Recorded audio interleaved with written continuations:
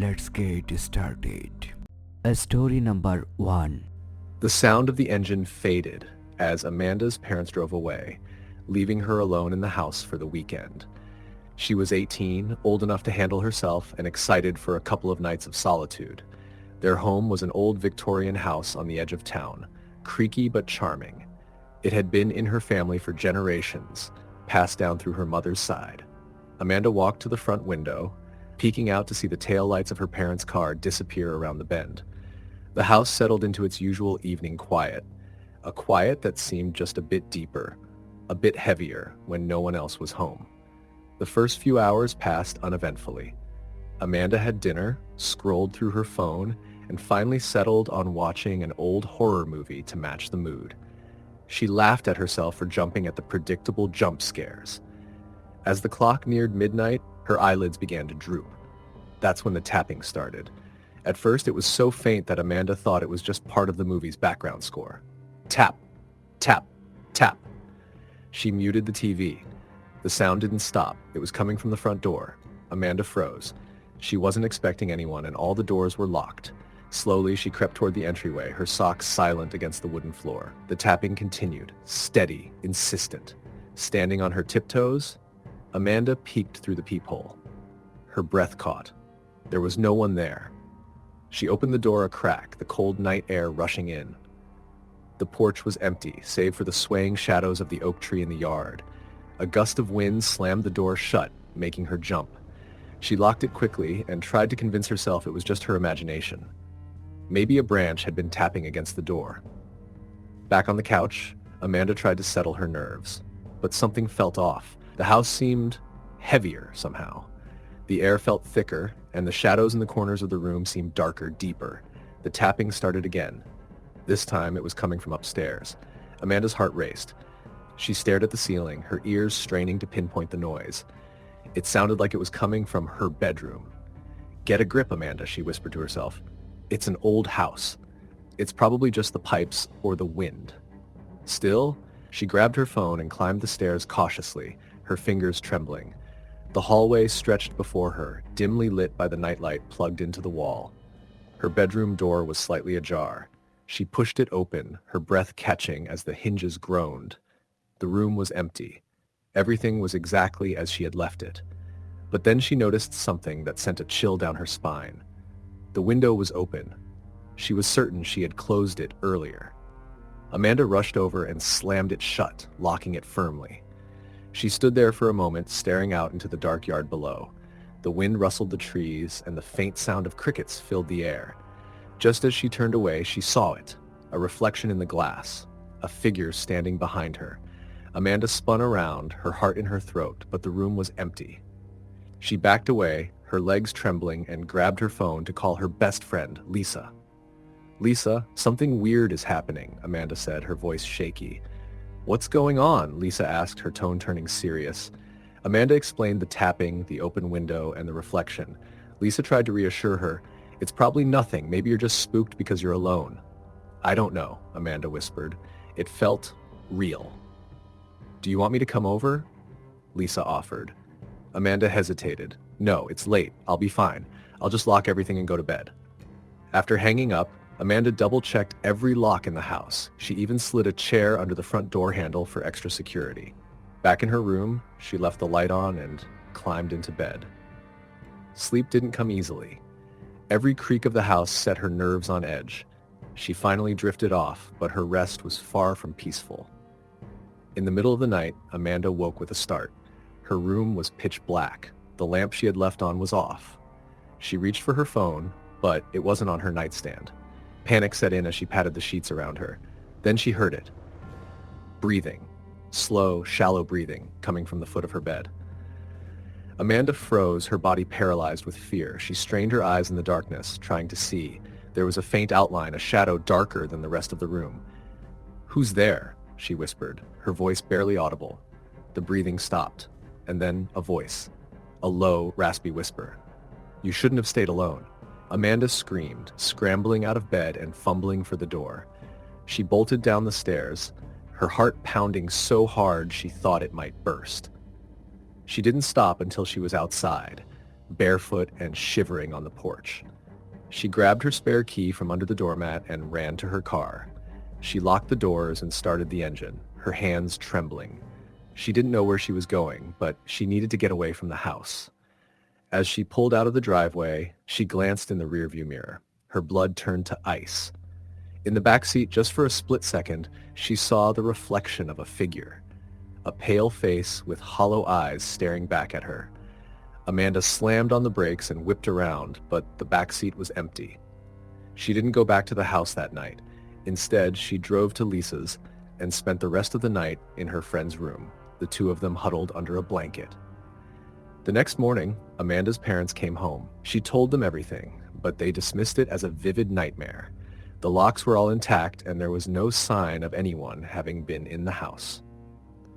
But Amanda knew what she had experienced. A week later, she found an old photograph in the attic while helping her mom clean. It was a faded picture of a man she didn't recognize, standing in front of the house. "That's your great-uncle Henry," her mom said when Amanda showed her the photo. "He used to live here back in the 1930s. "What happened to him?" Amanda asked. Her mom hesitated. He died in the house. He fell down the stairs late one night. They say he was trying to chase off a burglar, but no one ever found any evidence of a break-in." Amanda stared at the photo, her hands trembling. The face was unmistakable. It was the same face she had seen in her rearview mirror. Story number 2. The old farmhouse sat on the outskirts of a quiet rural town, its white paint peeling and shutters crooked from decades of neglect.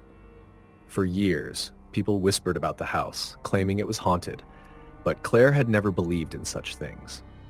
She was a logical 20-year-old college student, home for the summer and watching the house for her aunt and uncle while they visited family out of state. It was her first night alone. The air outside was thick and humid, carrying the faint scent of grass and earth. Claire had spent most of the evening unpacking her bags, organizing the fridge, and trying to get used to the silence. It wasn't her first time staying here, but this was the first time she'd be spending an entire weekend alone in the creaky old house. Around 10 p.m., Claire made herself a cup of tea and settled into the worn leather couch in the living room. The farmhouse had an antique charm, with its wood-paneled walls, lace curtains, and a large grandfather clock ticking steadily in the corner. The sound of the clock was oddly comforting, a steady rhythm in an otherwise unnervingly still house. By midnight, she felt her eyelids grow heavy. She turned off the lamp, the room bathed in moonlight streaming through the curtains. Just as she was about to climb the stairs to her room, she heard it. A faint creaking sound, like footsteps coming from above. Claire froze. The house was old, and old houses made noises. She reminded herself of this fact as she strained to listen. The sound stopped. Shaking her head, she laughed nervously. "It's just the house settling," she muttered. She turned off the kitchen light and headed upstairs to the bedroom. The room was modest, with a wrought iron bed frame, a single nightstand, and a window overlooking the backyard.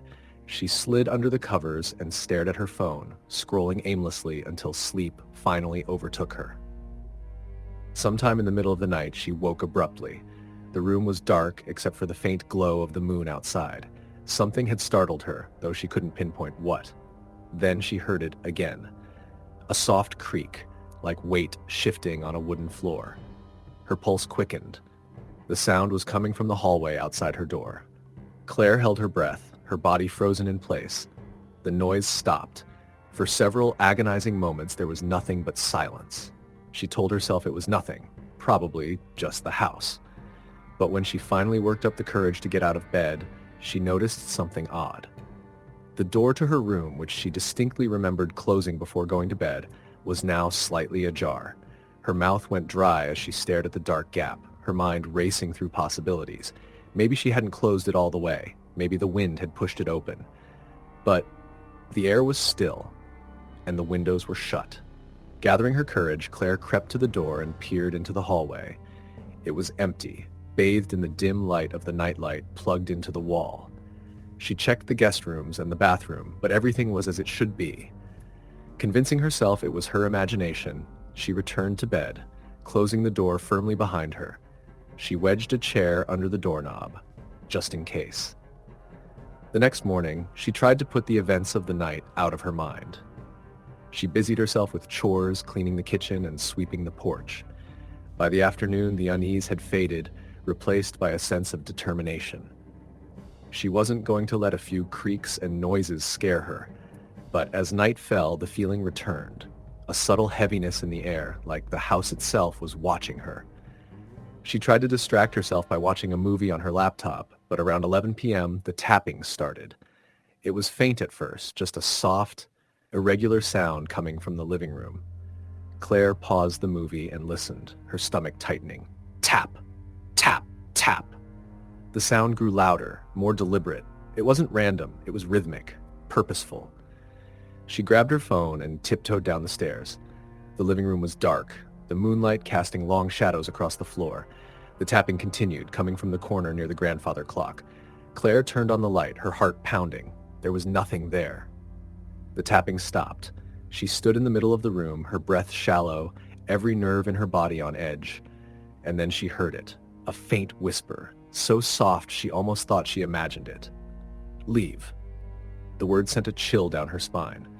She turned in circles, scanning the room, but she was alone.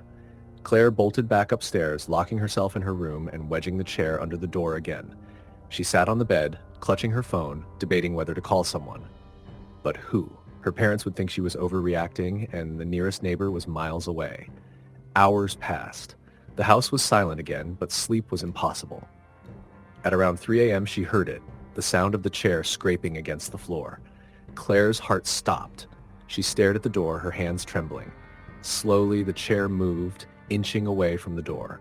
She grabbed the lamp from her nightstand, holding it like a weapon. The doorknob rattled, then turned. The door didn't open. The lock held, but then came the knock, a slow, deliberate knock, as if whoever or whatever was on the other side knew she was awake. Claire's vision blurred with tears. "Who's there?" she croaked, her voice barely above a whisper. The knocking stopped, then a voice. Low, raspy, and close. Too close. "You're not alone," Claire screamed, hurling the lamp at the door. The bulb shattered, plunging the room into darkness. She scrambled for her phone and dialed 911, her hands shaking so badly she could barely press the buttons. When the operator answered, Claire stammered, "Someone's in the house. Please, send help." The operator assured her that a patrol car was on its way, but the minutes felt like hours. Claire crouched in the corner of the room, clutching her phone like a lifeline. The sound of sirens finally broke the oppressive silence. She heard the front door burst open and the shouts of police officers. When they reached her room, Claire was trembling, tears streaming down her face. She told them everything. The noises, the open door, the voice. The officers searched the house thoroughly. There were no signs of forced entry, no footprints, no evidence that anyone else had been there. One of the officers, a middle-aged man with kind eyes, tried to reassure her. "Old houses like this can play tricks on you. It's easy to let your imagination run wild when you're alone." But Claire knew what she had heard, what she had felt. She left the farmhouse the next morning, refusing to spend another night there. Her aunt and uncle returned a few days later, dismissing her story as stress or a bad dream. Claire never stayed in the house again. Years later, she learned the truth. A local historian told her that the farmhouse had a dark history. In the late 1800s, a man had murdered his family there before taking his own life. People claimed his spirit lingered, restless and vengeful, targeting anyone who dared to stay alone in the house. Claire never doubted it. She still hears the voice in her nightmares, whispering from the shadows, "You're not alone." Story the end. Story number 3. The night was supposed to be quiet. Sarah's parents had left earlier that afternoon for a weekend getaway, their first in years. She had waved them off from the porch, promising to keep the house in order and handle everything herself. At 17, she felt confident. It was just 2 nights. She'd stay home, binge watch some shows, and maybe invite a friend over tomorrow. The house, a 2-story suburban home on the edge of a wooded area, was familiar and comforting during the day. But as night fell and the house settled into silence, it began to feel larger, emptier, and more imposing. Sarah was on the couch in the living room, wrapped in a blanket, scrolling through her phone. The television played softly in the background, more for company than entertainment. She kept glancing toward the large, sliding glass door that led to the backyard. The blinds were partially open, revealing the dark outline of trees beyond the fence. She told herself she wasn't scared, but a tiny part of her regretted staying alone. Maybe she should have gone to her friend Jenna's house after all. It was close to 10 p.m. when the first sound came, a faint rhythmic tapping, like knuckles on glass. Sarah froze, her thumb hovering over her phone screen. The sound was coming from the sliding door. She turned her head slowly, her heart pounding. The backyard was empty, at least as far as she could see in the dim glow of the porch light. She stared at the glass door for what felt like minutes, waiting for something to happen, but the tapping stopped. "It's probably just the wind," she muttered to herself, though the explanation felt hollow. To ease her nerves, she stood and locked the sliding door, pulling the blinds closed completely. Satisfied, she returned to the couch and tried to focus on her phone, but the sense of unease lingered. 20 minutes later, the sound came again, this time from upstairs. It was faint at first, like the creak of a floorboard, but it grew louder, more distinct. Footsteps. Sarah's stomach clenched. She paused the TV and sat perfectly still, listening. The footsteps continued, moving down the hallway above her. Her mind raced. Could someone have broken in? She had locked all the doors earlier, hadn't she? She grabbed her phone and texted Jenna. Hey, "I think someone's in my house." The reply came quickly. "What? Call the police!" Sarah hesitated. What if she was overreacting? It could just be the house settling, or maybe the cat from next door had somehow gotten inside. But deep down, she knew it wasn't either of those things. She stood, her legs trembling, and tiptoed to the base of the stairs. "Hello?" she called, her voice barely above a whisper. The footsteps stopped. The silence was deafening. Sarah's pulse thundered in her ears as she strained to hear any sound. Then she heard something that made her blood run cold. A soft, breathy laugh. It came from the top of the stairs, just out of sight. Sarah stumbled backward, her breath hitching. She clutched her phone and bolted to the kitchen, locking the door behind her and grabbing a knife from the drawer. Her hands shook as she dialed 911. The operator answered, calm and professional, but Sarah could barely form coherent sentences. "Someone's in my house," she whispered, her voice cracking. "I'm home alone. I can hear them." The operator assured her that officers were on their way. Sarah gave them her address and stayed on the line, crouched in the corner of the kitchen. Minutes passed, each one dragging on for an eternity. The house remained eerily silent. Then she heard it again. Footsteps, slow and deliberate, descending the stairs. They weren't trying to be quiet anymore. Whoever, or whatever, was in the house wanted her to hear. The footsteps stopped just outside the kitchen door. Sarah held her breath, gripping the knife so tightly her knuckles turned white. The door handle jiggled. Her heart nearly stopped as she stared at the knob, watching it turn back and forth. She pressed herself against the wall, her mind racing. The operator's voice broke through her panic. "The officers are outside. They're coming in now." A loud knock echoed through the house. "Police, is anyone here?" The jiggling stopped. The silence returned. Moments later, 2 uniformed officers entered the kitchen. Sarah nearly collapsed with relief. She explained what had happened, her voice shaking as she recounted the footsteps, the laugh, and the door handle. The officers searched the entire house, top to bottom. They found no one. No signs of forced entry. No footprints. Nothing out of place.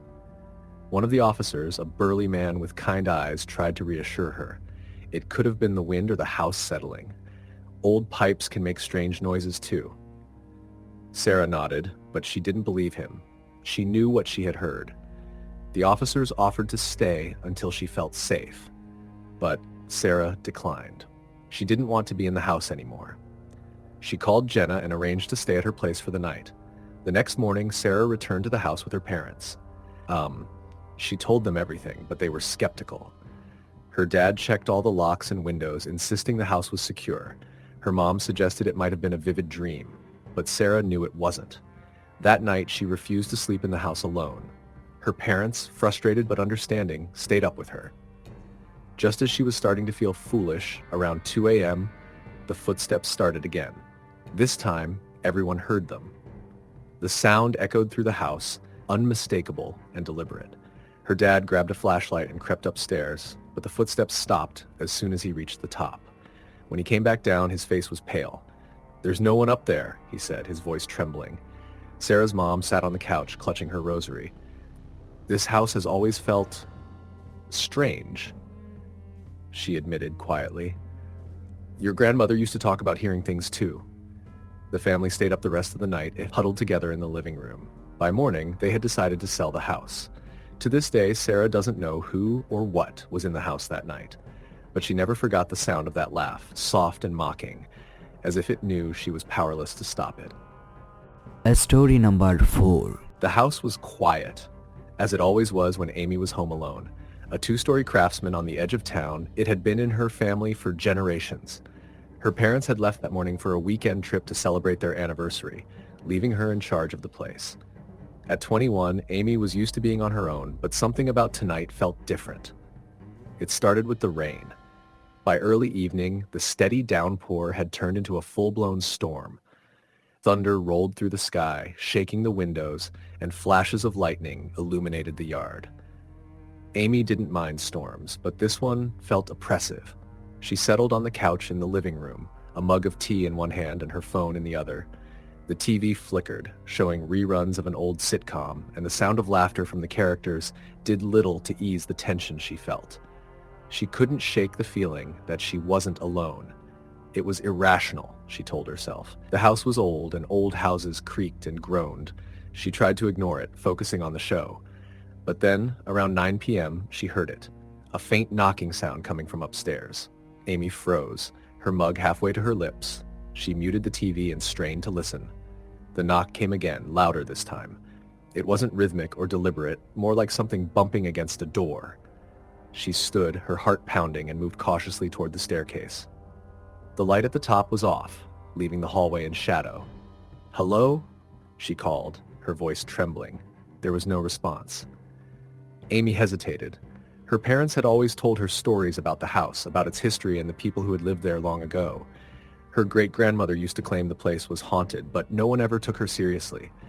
Still, the idea lingered in Amy's mind. "Get a grip," she muttered, climbing the stairs slowly. The hallway stretched out before her. The doors to the bedrooms and bathroom closed. The knocking had stopped, but the silence felt heavy. She checked each room, her hands shaking as she turned the knobs. Everything was as it should be. She returned to the living room, scolding herself for being so jumpy. She locked the front door, double-checking the bolt, and settled back onto the couch. Half an hour passed. Just as Amy was starting to relax, the lights flickered. She glanced up at the ceiling. "Seriously?" she whispered. The storm must have been messing with the power lines. The lights flickered again, this time staying off for a few seconds before returning. Amy reached for her phone, intending to grab a flashlight app, but froze when she saw something in her peripheral vision. A shadow. It moved across the far wall, near the kitchen, as if someone had walked past the doorway. Amy's breath caught in her throat. Her pulse thundered in her ears as she stared at the empty kitchen. Slowly, she stood, her legs trembling. "Hello?" she called again, louder this time. Her voice echoed in the empty house. She grabbed the largest knife she could find from the kitchen drawer, her hands slick with sweat.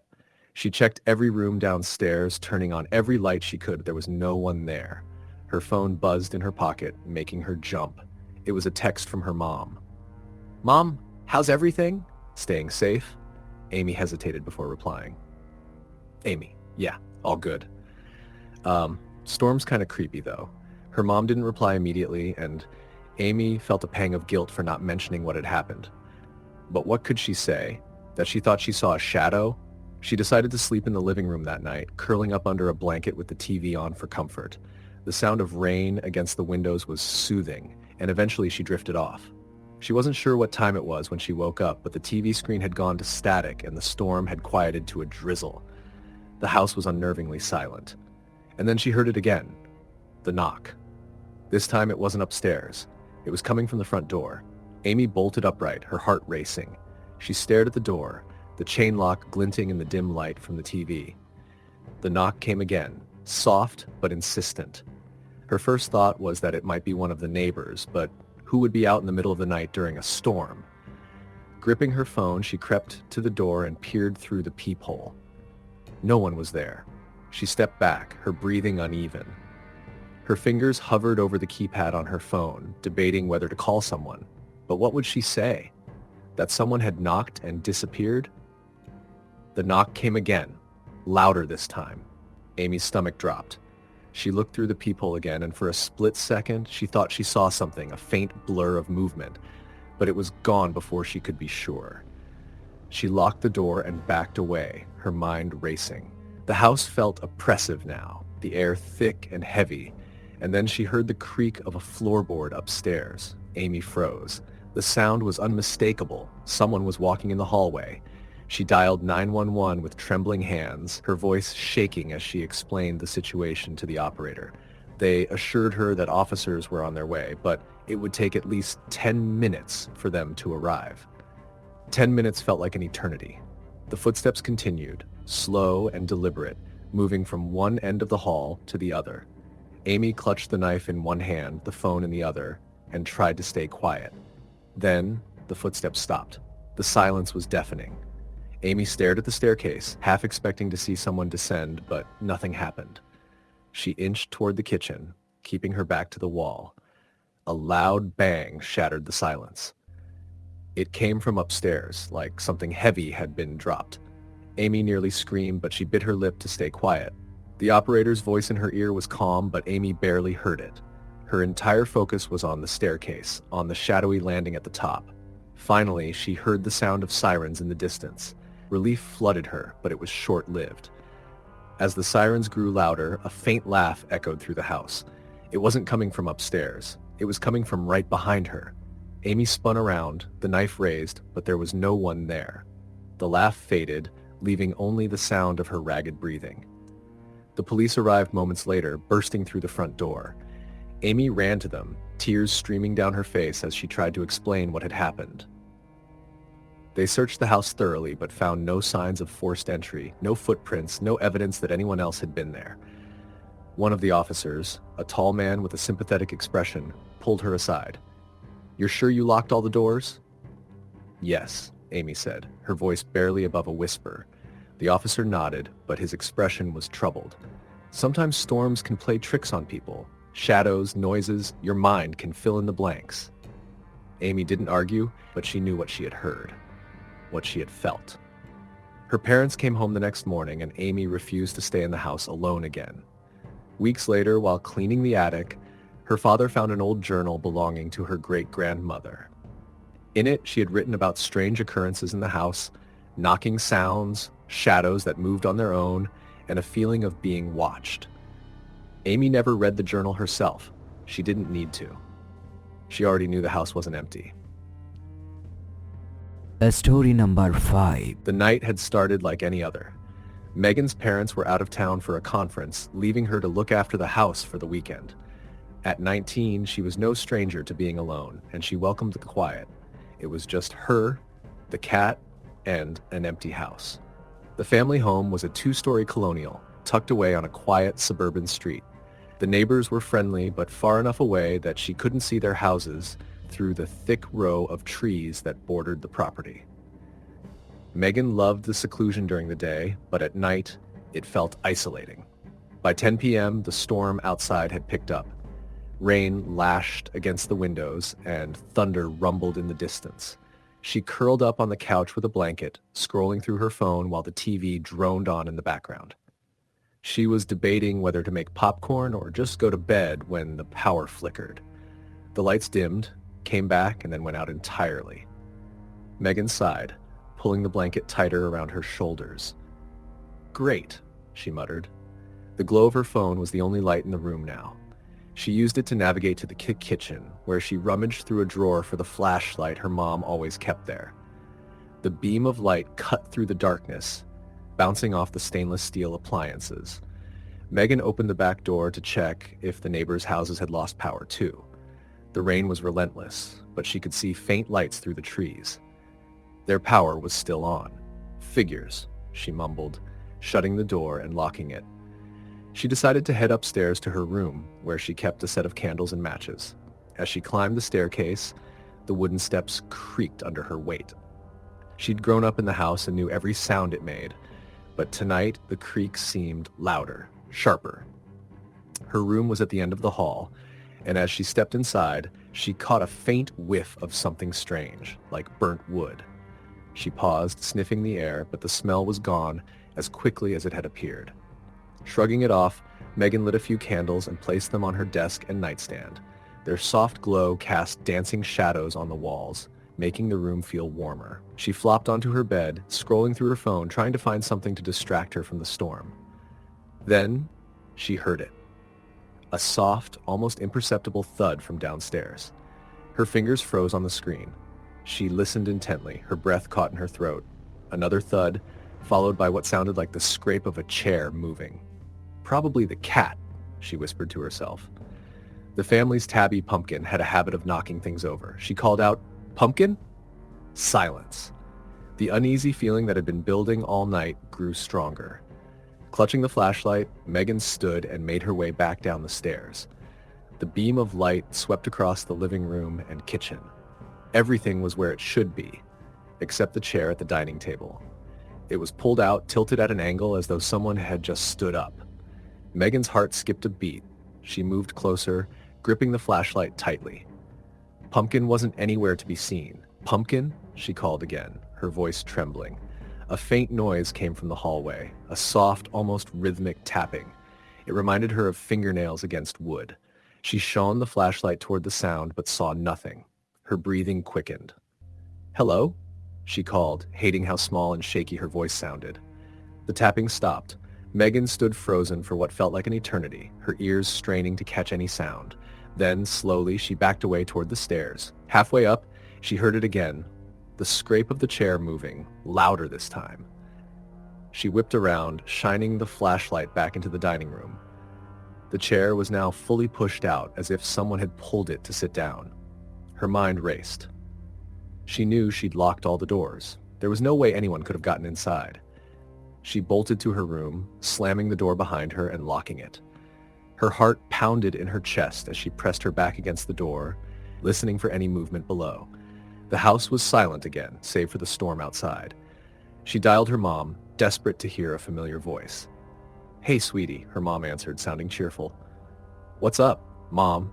Megan said, her voice trembling. "I think someone's in the house." "What?" Her mom's tone shifted to alarm. "What do you mean? Did you call the police?" "I don't know. I heard noises and the dining chair moved, but I didn't see anyone." Megan trailed off, realizing how ridiculous it sounded. Her mom tried to calm her. "Okay, breathe. It could just be the storm, maybe the wind blew something, or Pumpkin." A loud crash cut her off. Megan's blood turned to ice. The sound had come from the hallway just outside her door.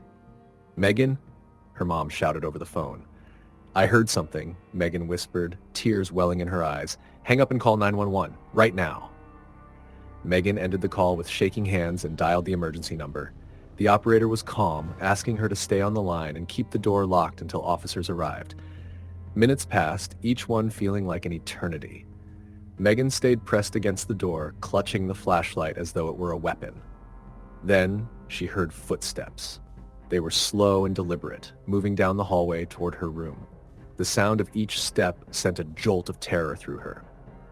"Megan, the officers are almost there," the operator assured her. The footsteps stopped just outside her door. She held her breath, her heart hammering in her chest. The knob turned. It jiggled once, then twice, as if someone was testing the lock. Megan stifled a scream, pressing her weight harder against the door. A loud knock echoed through the house, followed by the sound of men's voices. "Police, is anyone inside?" The jiggling stopped. The footsteps retreated, fading into silence. Megan unlocked the door and ran downstairs to where two officers were waiting. She explained everything, her voice trembling as she recounted the sounds, the chair, the doorknob. The officers searched the house thoroughly. They checked every door and window, every closet and crawl space. There was no sign of forced entry, no footprints, no indication that anyone had been there. Pumpkin was found hiding under the couch, her fur puffed up and her eyes wide with fear.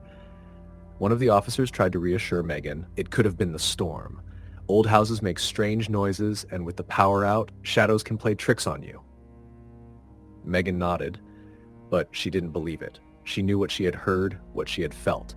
That night, she stayed at a friend's house, refusing to return until her parents were home. Even then, she couldn't shake the feeling that something was watching her. Weeks later, while cleaning the basement, Megan found an old photograph tucked inside a box of papers. It showed a family, parents and two young children, standing in front of the house. On the back, in faded handwriting, were the words, 1912, our last year here. She asked her mom about it, but her mom shrugged. I don't know much about the history, just that the family who lived here before us sold it after their daughter died. Megan stared at the photo, a chill running down her spine. She never stayed home alone again. Story number 6. The house was unusually quiet, which was given that Sarah was the only one in it. Her parents had left for the weekend, heading to a distant cousin's wedding, leaving her in charge. It wasn't the first time Sarah had stayed home alone. At 22 is no stranger to independence, but something about this weekend felt different. The family home was an old Victorian on the outskirts of town, surrounded by tall oaks and set back from the road. It was the kind of house people would describe as charming during the day, but as soon as night fell, its creaky floors and shadowy corners gave it a different vibe. Sarah tried not to let her imagination get the better of her. It was Friday night, and the rain had started just after sunset. By 9 p.m., the storm was in full force, thunder rattling the windows as lightning illuminated the yard. Sarah sat curled up on the couch with a bowl of popcorn, scrolling through her phone while a horror movie played on the TV. She wasn't really paying attention to the movie, it was just background noise. Instead, she was texting her best friend Lily, making plans for the next day. Just come over, Lily had written. You hate being in that creepy house alone. Sarah smirked, typing back. It's not creepy, it's just old. A loud crash of thunder startled her, making her drop her phone. She laughed nervously, shaking her head. Get a grip, she muttered to herself. The lights flickered, once, twice, and then steadied. Sarah glanced at the ceiling, silently willing the power to stay on. The idea of being in the house alone in total darkness wasn't appealing. As the movie droned on, she heard a noise. It was faint at first, just a soft creak that could easily have been the house settling. But then it came again, louder this time. It was coming from upstairs. Sarah paused, her hand frozen halfway to her mouth with a piece of popcorn. She muted the TV and listened. The sound came again, a steady, deliberate creaking, as though someone were walking across the floorboards in her parents' bedroom. Her heart began to race. She tried to tell herself it was nothing. Maybe the wind was pushing a tree branch against the house, or perhaps one of the old beams was shifting in the storm. But deep down, she knew it wasn't the wind. She stood, clutching her phone, and slowly moved toward the staircase. Hello? She called, her voice trembling. No answer. She hesitated at the bottom of the stairs, her eyes fixed on the darkened landing above. She told herself she was being ridiculous. There was no one else in the house. She had locked all the doors and checked every window after her parents left. But the creaking continued, moving slowly from one end of the room to the other. Sarah took a deep breath and forced herself to climb the stairs. The hallway was dimly lit by the single bulb overhead, and the shadows seemed to stretch and shift with every step she took. She reached her parents' bedroom door and paused, her hand on the knob. She turned it slowly and pushed the door open. The room was empty. Her parents' bed was neatly made, just as her mom had left it. The curtains were drawn, and everything was in its place. Sarah exhaled, relieved, but still uneasy. She stepped inside, her eyes scanning the room for anything out of the ordinary. That's when she saw it. On the bed, right in the center of the pristine white comforter, was a single, muddy footprint. Sarah froze, her blood turning cold. She stared at the footprint, her mind racing. It was small, like it belonged to a child, but it was impossible. No one had been in the house except her. She backed out of the room, her heart pounding. She grabbed her phone and dialed Lily's number. Hey, Lily answered, her voice cheerful. Lily, Sarah whispered, her voice shaking. I think there's someone in my house. What? Lily's tone turned serious. What's going on? Sarah quickly explained the noises and the footprint, her words tumbling out in a rush. Get out of the house, Lily said immediately. Call the police. I'm coming over. No, it's probably nothing. Sarah said, though she didn't believe it. "I'll just check the rest of the house." "Don't be stupid, Sarah. Get out." But Sarah was already moving, her phone in one hand and a flashlight in the other. She checked each room upstairs, finding nothing out of place. The footprint remained an ominous mystery, but there were no other signs of an intruder. Feeling slightly braver, she headed back downstairs. The living room was just as she'd left it, the popcorn bowl sitting on the coffee table and the muted TV casting a faint glow across the room. She decided to check the basement. It was a long shot, but she needed to be sure. The door creaked as she opened it, and the stairs groaned under her weight as she descended. The basement was cold and damp, the faint smell of mildew filling the air. She swept the flashlight beam across the space, illuminating the old furniture and storage boxes. Something moved in the corner. Sarah froze, her breath catching in her throat. The beam of light landed on a small figure crouched by the far wall. It was a child, a little girl, her hair matted and her face pale. She was dressed in a tattered nightgown, and her eyes were wide and empty. Sarah opened her mouth to scream, but no sound came out. The girl stood slowly, her movements unnatural, almost jerky. She raised a hand and pointed at Sarah. "Get out!"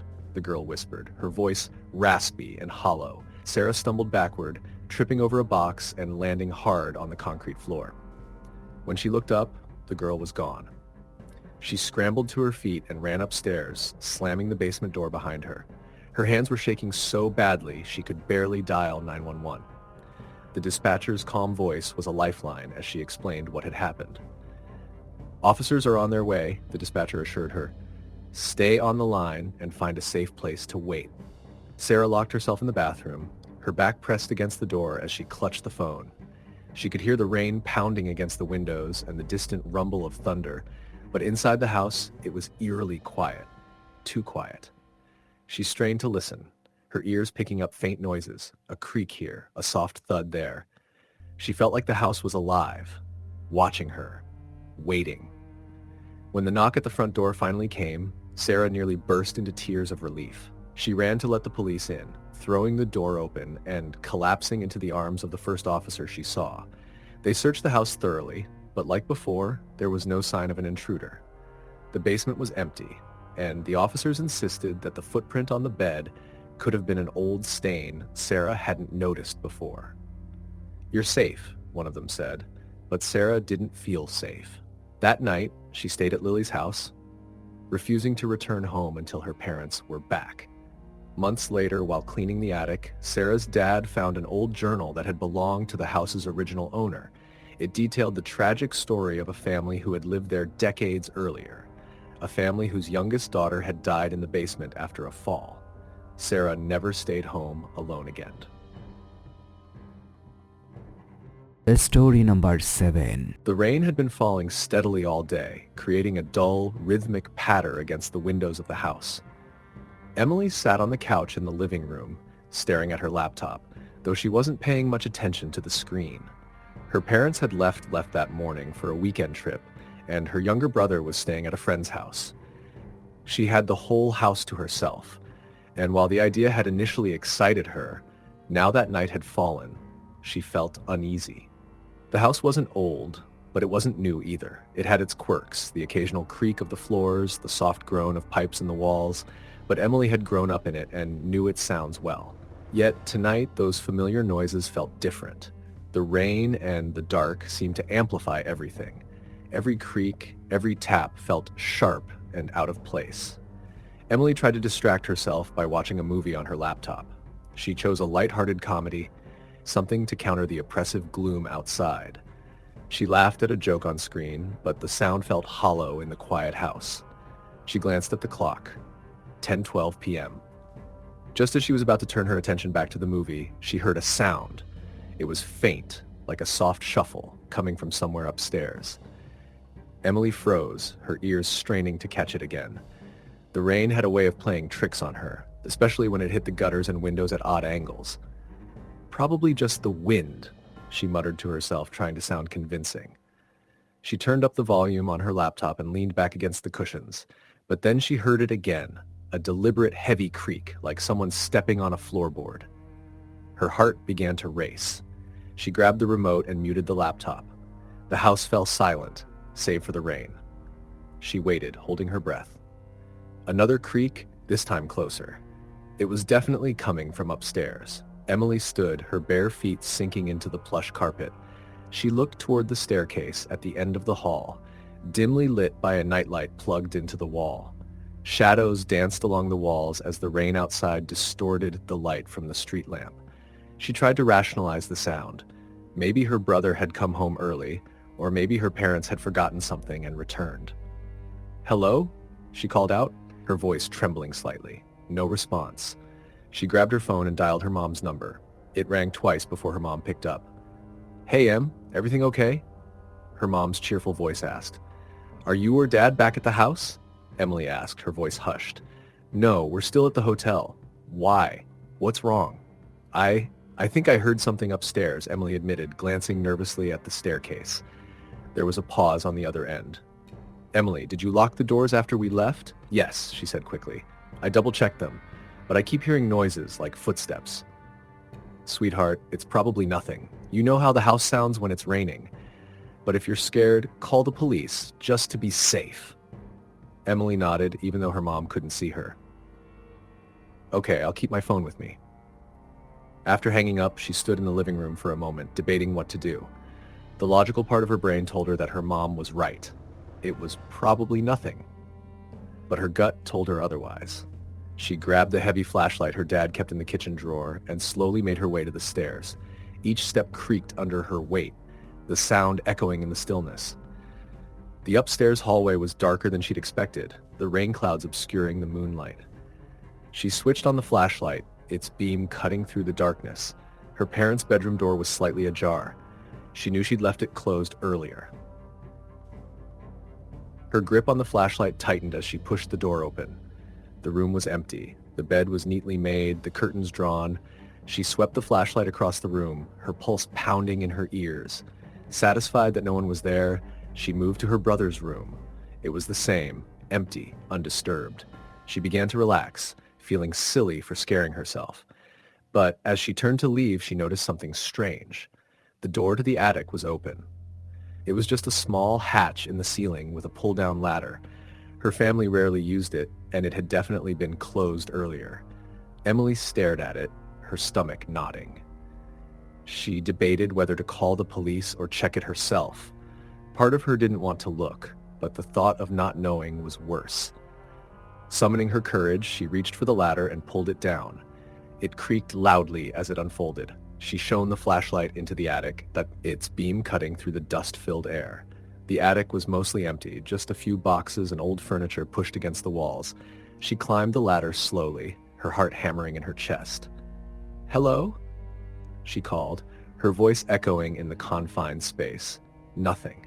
She stepped into the attic, the wooden floor cold beneath her feet. She swept the flashlight around, her eyes darting to every shadow. Just as she was about to turn back, she noticed something on the floor, a small, wet footprint. It was unmistakable, the shape of a bare foot, but smaller than hers. Her breath caught in her throat. The sound of a soft giggle froze her in place. It wasn't playful or cheerful. It was faint and hollow, like it came from the walls themselves. Emily spun around, shining the flashlight in every direction, but the attic was empty. The giggle came again, this time closer. She bolted for the ladder, scrambling down as fast as she could. She slammed the attic hatch shut and ran downstairs, her heart pounding. She grabbed her phone and called 911, her hands shaking as she explained what had happened. The operator stayed on the line with her until the police arrived. 2 officers searched the house thoroughly, checking every room, every closet, and even the attic. They found no one. There were no signs of forced entry, and nothing appeared to be missing. "It's probably just your imagination," one of the officers said kindly. "Storms like this can make houses seem a lot creepier than they are." Emily nodded, but she didn't believe it. She knew what she'd heard, what she'd seen. That night, she stayed at a friend's house, unable to sleep in the house alone. When her parents returned the next day, she told them everything. Her dad dismissed it as a combination of the storm and her nerves, but her mom seemed uneasy. A week later, while cleaning out the attic, her dad found something strange. Tucked behind a box was an old, worn doll, its face cracked and its dress tattered. Neither Emily nor her parents had ever seen it before. Her dad laughed it off, but Emily couldn't shake the feeling that the doll's wide, painted eyes were watching her. From that day on, Emily avoided being home alone, especially at night. The house never felt the same again. Story the end. Story number 8. It started on a Friday night. Grace's parents were out of town for the weekend, attending a family wedding 2 states away. At 23, Grace was no stranger to staying home alone, and she welcomed the solitude. Their house, an old 2-story colonial on the edge of a quiet wooded neighborhood, was both her sanctuary and her occasional source of unease. That evening, the rain began just after sunset. The sound of it tapping against the windows was oddly soothing as Grace settled into the living room. She had wrapped herself in a blanket on the couch, scrolling through her phone as a true crime documentary played softly on the TV. The familiar creaks of the house moving in response to the storm barely registered.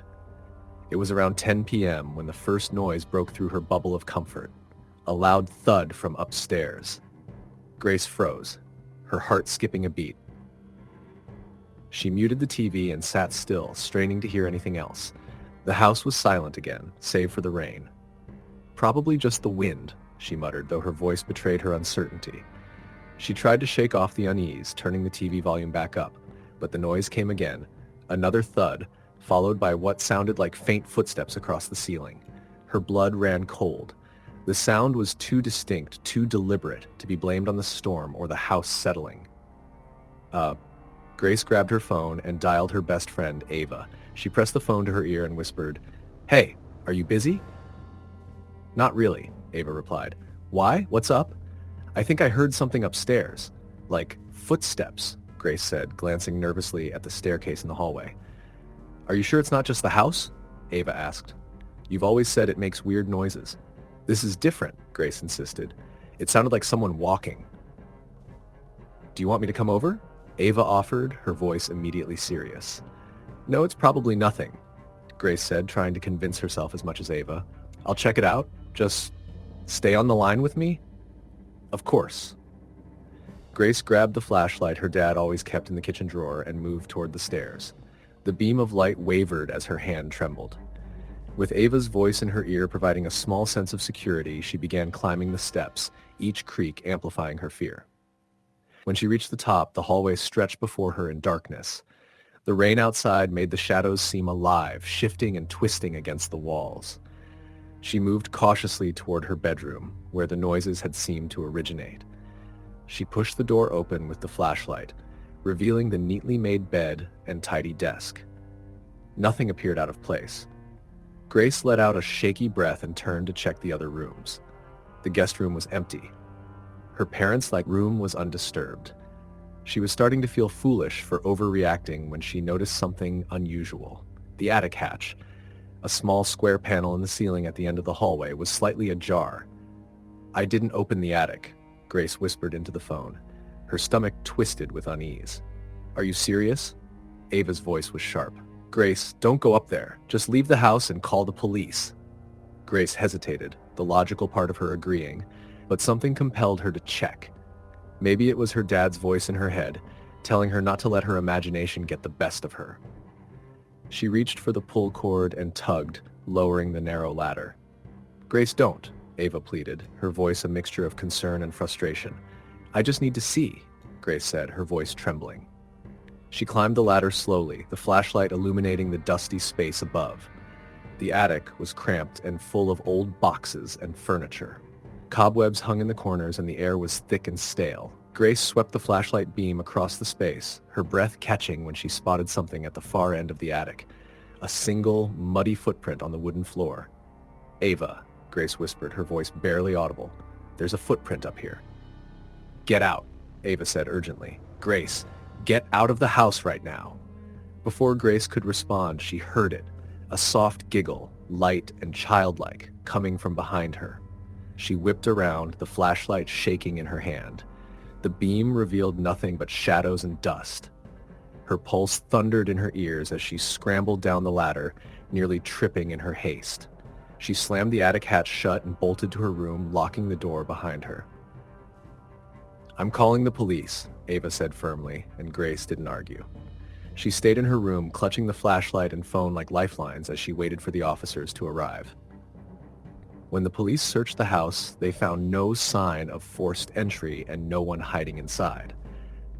The attic was empty, except for the old boxes, and the footprint Grace had seen was gone, as if it had never existed. The officers reassured her that everything was fine, but Grace could see the doubt in their eyes. She knew they thought she was imagining things. Her parents returned home the next day, and Grace told them what had happened. Her dad tried to brush it off, saying the storm must have played tricks on her senses, but her mom seemed more unsettled. She mentioned that the previous owners of the house had a young daughter who had died in an accident many years ago. Grace never felt truly at ease in the house after that night. The attic hatch stayed firmly shut, and she avoided being home alone whenever she could. But sometimes, late at night, she swore she could hear faint giggles echoing through the halls. Story number 9. It was supposed to be a quiet weekend. Lily's parents were attending a wedding out of town, and her younger sister was away at a school camping trip. At 19, Lily had insisted she didn't need a babysitter.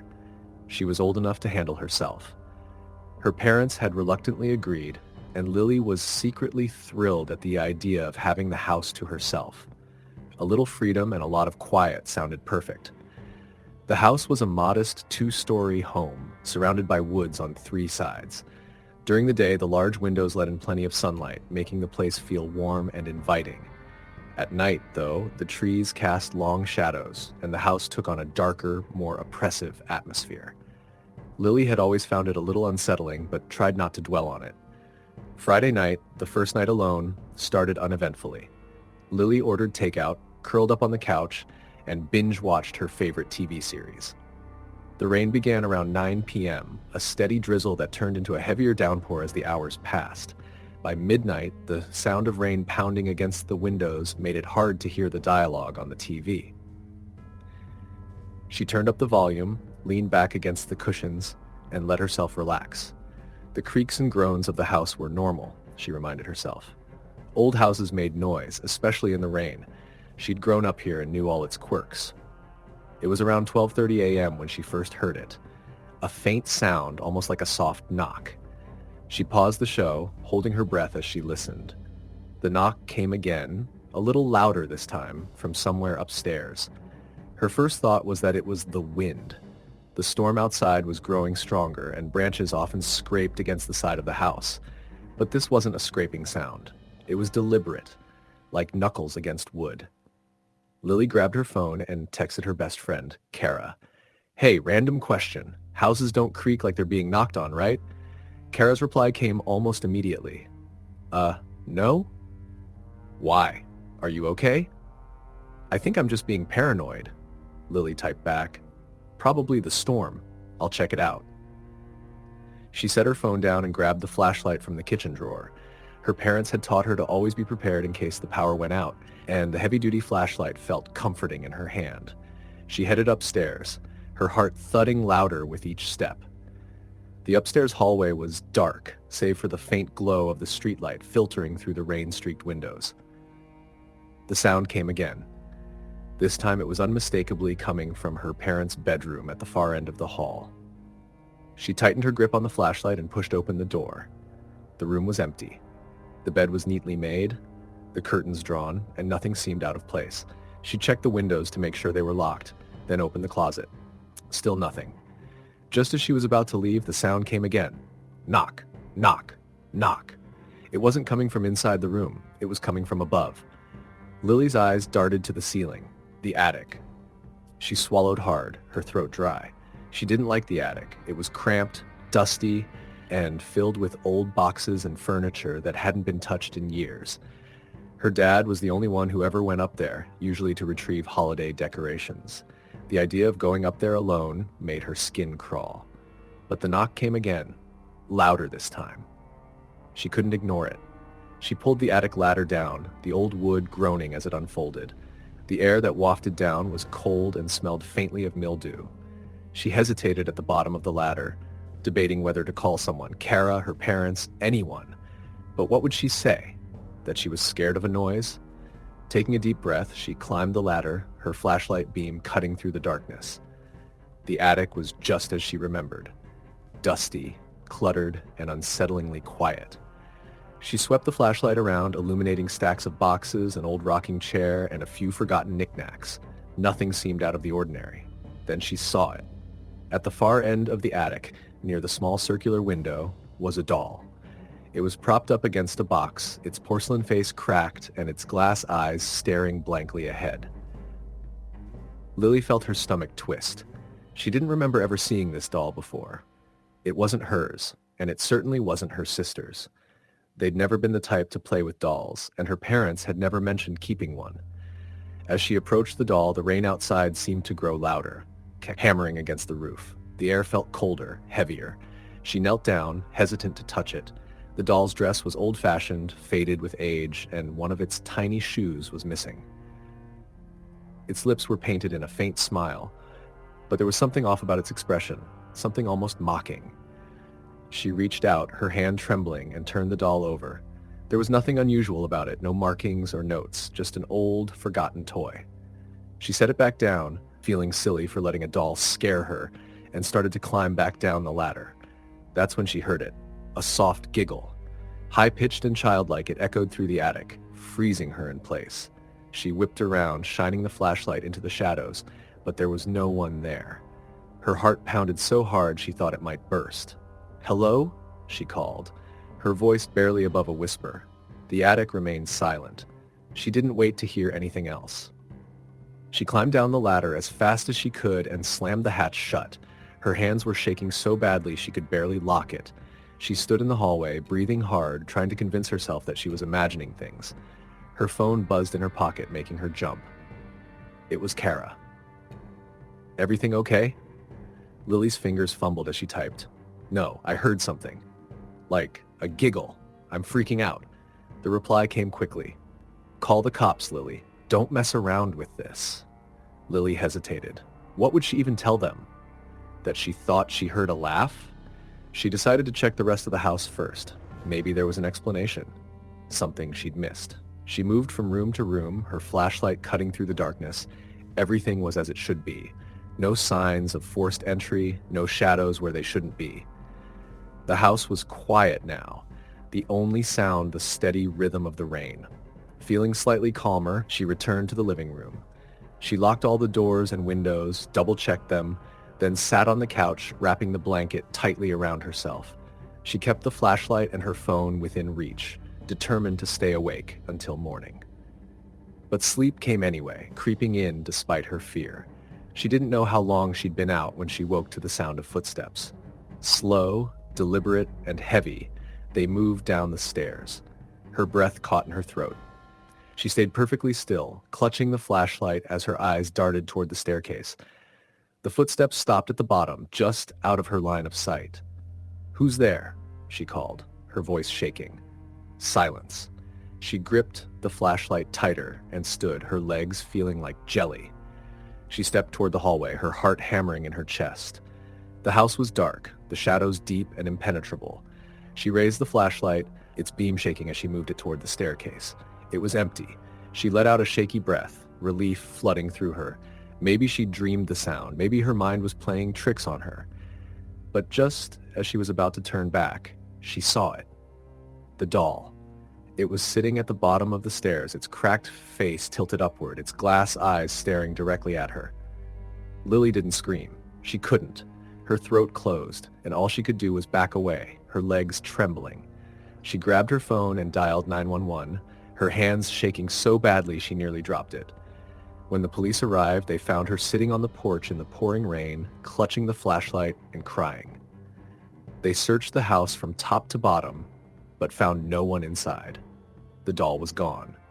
Her parents returned the next day to find her pale and trembling, refusing to go back inside. They never found an explanation for what had happened. Lily never stayed home alone again. The end. Story number 10. The old farmhouse had been in Katie's family for generations. Perched on the edge of a quiet countryside, it was surrounded by endless fields and a thick line of woods that hugged the property like a dark, looming wall. Katie had grown up hearing stories about the house, tales of strange sounds, unexplained happenings, and the occasional sighting of shadowy figures in the windows. Her grandmother used to laugh them off, saying, "Every old house has its ghosts." Katie never gave it much thought, until she was alone there for a weekend. Her parents had gone to a wedding in another state, and her younger brother was staying at a friend's house. At 22, Katie felt perfectly comfortable staying by herself. She even welcomed the solitude. The house was quiet, and for the first time in a long time, she had it all to herself. Friday evening was peaceful. She spent the night curled up on the couch, reading a book and sipping tea. The old wooden floors creaked occasionally, but she was used to that. The house was ancient, after all. She went to bed around midnight, listening to the comforting sound of rain tapping against the windows. It was sometime around 2 a.m. when she woke up. At first, she didn't know why. The room was dark, save for the faint glow of the moon filtering through the curtains. She lay still, listening. The rain had stopped and the house was silent. Then she heard it, a soft, rhythmic tapping coming from downstairs. Her heart skipped a beat. She strained to hear it again, convincing herself it was just the sound of a branch against the side of the house. But the tapping came again, louder this time, deliberate and steady. Katie sat up, her pulse quickening. She grabbed her phone from the nightstand and checked the time, 2:13 a.m. She debated texting her mom, but decided against it. She was an adult. She could handle this. Grabbing the baseball bat she kept under her bed, she crept out of her room and into the dark hallway. The tapping continued, echoing through the quiet house. It was coming from the front door. Katie stopped at the top of the stairs, her grip on the bat tightening. She peered down into the shadowy living room, trying to see if someone was outside. The windows were dark, and she couldn't make out anything beyond the glass. Taking a deep breath, she descended the stairs, her bare feet making almost no sound on the wooden steps. When she reached the door, the tapping stopped. Her hand hesitated on the doorknob as she peeked through the peephole. The porch was empty. No one was there. The fields beyond the house were bathed in moonlight, eerily still. She opened the door just enough to glance outside. Nothing. She locked the door, double-checking the deadbolt, and turned to head back upstairs. That's when she noticed something that made her blood run cold. On the living room window, just to the left of the door, was a single, small handprint. It was pressed into the glass, smudged slightly, as if made by a child's hand. Katie froze. She hadn't noticed it earlier, and she was sure it hadn't been there. The window wasn't low enough for a child to reach from the outside, and there were no children in the area.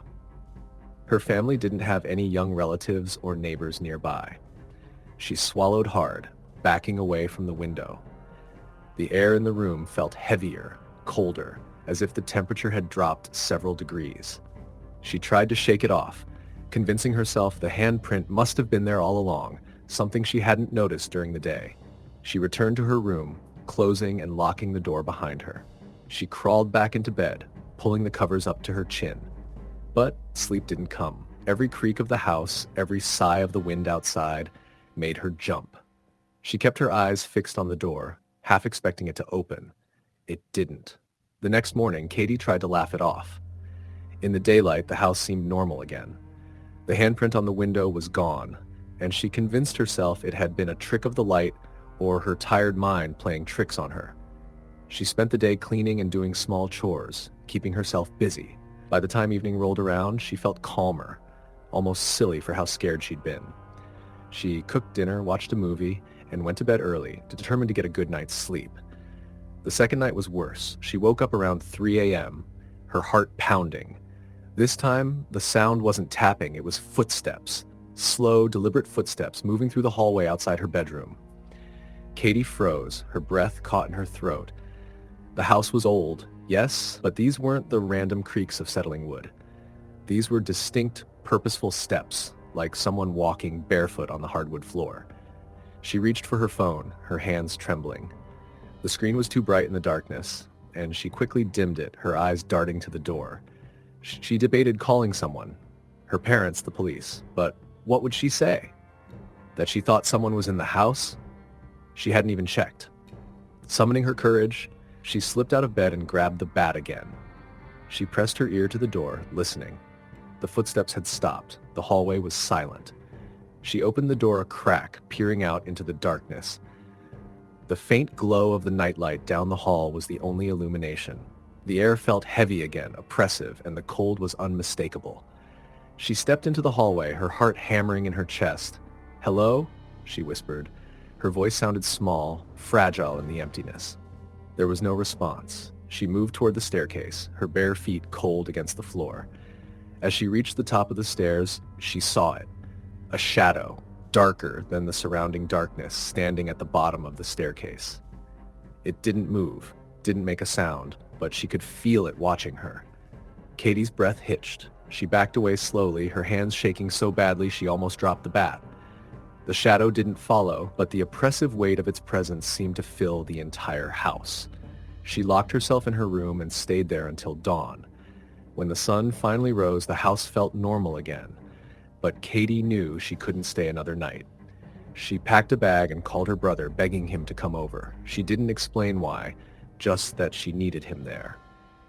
Her brother arrived that afternoon, and Katie felt a wave of relief at having someone else in the house. She didn't tell him about the shadow or the footsteps, only that she'd been spooked by strange noises. He laughed it off, teasing her about being scared of an old house. But that night, the noises came back. This time, her brother heard them too. The tapping, the footsteps, the faint creak of the floorboards in the attic. By the time they both saw the shadow standing in the living room, neither of them could deny it anymore. Something was in the house. They left that night, driving to a motel in town and refusing to return until their parents came home. When they told their parents what had happened, their dad laughed it off, saying it was just their imaginations. Their mom looked worried but didn't say much. Katie never stayed alone in the house again, and every now and then when she visits her parents, she catches a glimpse of something out of the corner of her eye. A shadow in the hallway, a handprint on the window. She tells herself it's nothing, but deep down she knows the truth. The house isn't empty. Story the end.